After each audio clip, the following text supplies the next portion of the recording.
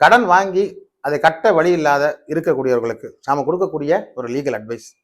பணம் செலுத்தி ஒரு வழக்கறிஞரை வைத்துக் கொள்ள முடியாத ஏழை பாமர மக்களுக்கு உண்டான அட்வைஸ். யாராவது டேர்ம்ஸ் அண்ட் கண்டிஷன் அப்படின்ற அந்த தலைப்புக்குள்ள இருக்கக்கூடிய ஒரு 200 ஒரு 800 பக்கம் உள்ள அந்த இடத்த படிச்சு பார்த்துருக்கீங்களா? ஸ்டாம்பேர்ட் சோலார் மீட்டர் ஒருத்தராவது என்கிட்ட உட்காந்து பேசட்டும், ஒருத்தராவது சொல்லட்டும் இதுதான் சட்டம் சொல்றேன். நான் நீ வைக்கிற நீ வைக்கிற ஸ்டேட்மெண்ட் கிளைம் வைக்கிற, நான் டிஃபென்ஸ் வைக்கிறேன், உன்னால முடிஞ்சா என்கிட்ட ஜெயிச்சிரு, அவார்டு கொடு, புரியுதுங்களா? அதான் சொல்றோம். இது ஏன்டா உங்களுக்கு குத்துது? இது ராங் அட்வைஸ். நிறைய பேர் இதுக்கெல்லாம் ராங் அட்வைஸ். சரி, அடுத்தது படுத்தப்பட்ட கூட இலவச சட்ட உதவி மையம். இதை ஏன்டா நீங்க NDFC யூஸ் பண்றீங்க? இலவச சட்ட உதவி மையன்றது இல்லாதப்பட்டவங்களுக்கும் ஏழைப்பட்டவங்களுக்கும் கொடுக்குறது. அதை ஏன்டா இருக்கப்பட்ட கோடி கோடியா வச்சுக்கிற நீ யூஸ் பண்ற? என் பணத்தை வாங்கி கொடுன்னு சொல்லி கவர்மெண்ட் போய் கெஞ்சுற. அதுதான் உண்மை.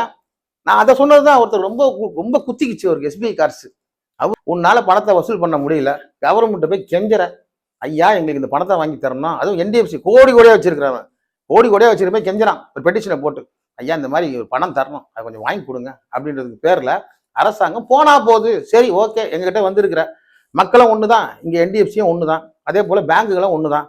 சரி, உங்களுக்காக ஒரு நோட்டீஸ் அனுப்புறோம்னு சொல்லிட்டு ஒரு ரிட்டையர்டு ஜட்ஜையோ இல்ல வேற யாராவது மூத்த வழக்கறிஞரை வச்சு ஒரு நோட்டீஸ் அனுப்புறாங்க. இதுதான் லோக் அதாலத்.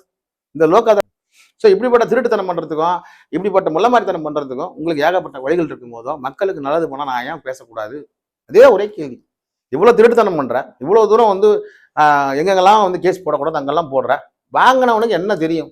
கடன் வாங்குறவன் யாரும் போயஸ் கார்டில் கொடுத்தனா இல்லைங்க, லைலாங்கரில் பங்களா இல்லைங்க, துபாயில இது இல்லை, ரெசார்ட் எல்லாருக்குமே சாதாரண வாடகை வீட்டில் இருக்கிறவங்க, அடிப்படை வேலையை செய்யறவங்க, ஏதோ ஒரு IT படிச்சுட்டு வீட்டில் வேலை செய்யறவங்க சொல்லுங்க.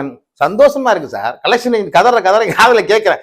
எத்தனை தடவை எத்தனை பேர் உயிர் போறதுக்கு காரணமா இருந்திருப்பீங்க, எத்தனை பேரோட மன உளைச்சல காரணமா இருந்திருப்பீங்க, எத்தனை பேரோட வீட்டுல இன்னைக்கு சாப்பாடு இல்லாம பட்னியா இருக்கிறதுக்கு நீங்க காரணமா இருந்திருப்பீங்க, எத்தனை பேர் ஹவுஸ் ஓனர் காலி பண்றதுக்கு நீங்க காரணமா இருந்திருப்பீங்க. எதிர்காலத்தை முன்னிட்டு எந்த லோனும் முக்கியம் கிடையாதுயா, குழந்தைங்க எதிர்காலத்தை முக்கியம். இது கரெக்டா? இதே ஒரு அரசியல்வாதி பார்த்தா MLA ஆயிடுவான், MP ஆயிடுவான்.